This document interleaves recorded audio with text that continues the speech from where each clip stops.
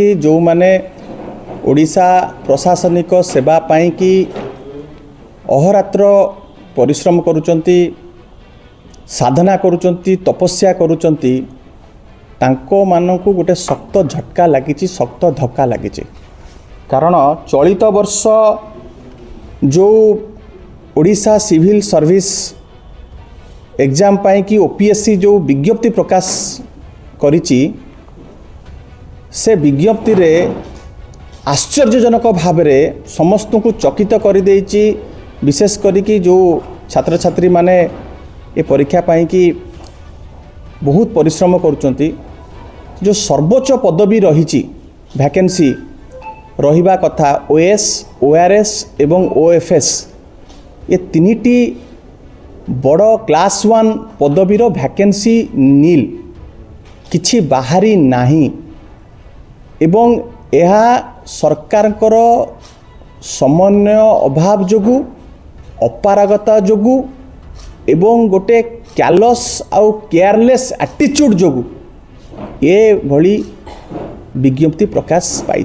मु खाली आपन को कही रखिया को चाहे 24 वर्ष हम नवीन बाबू को समय रे एमिति को वर्ष जाई नथिला जो थरे ओएस, ओएफएस एवं ओआरएस पदवी बाहरी नथिला।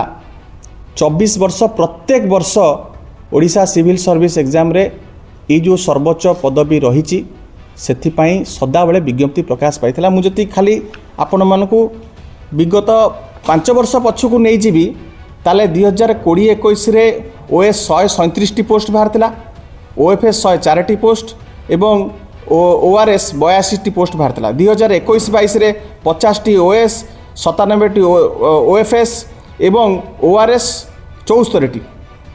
ठीक से भाव में 21-22 रे 50 ओएस, 97 ओएफएस, 40 ओआरएस, 22-23 रे 244 पोस्ट बाहरथिला। ओएस 244 पोस्ट ओएस बाहरथिला एवं ओआरएस 295 पोस्ट बाहरथिला। 23-24 रे 30 ओएस, 56 ओएफएस एवं ओआरएस 90।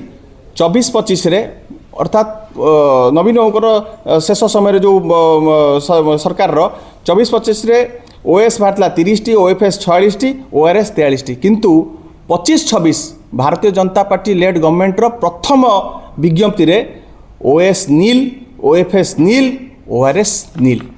एथुरु स्पष्ट भाव में प्रमाणित होउची जे प्रशासन को संपूर्ण भाव में प्रशासन मेरुदंड को भांगी देवा पई ए सरकार बसिचंती एवं आ पछरे गोटे बड़ उद्देश्य होउची जे सरकार को पाखरे वर्तमान एक्चुअली आउ पैसा नहीं दबा पाई। चाकरी जेहेतु पोस्ट बढ़ेले पैसा दबा को पड़िबो, सरकार देबालिया परिस्थिति आड़ को गलेनी एवं आगु को जो माने चाकरी करिचंती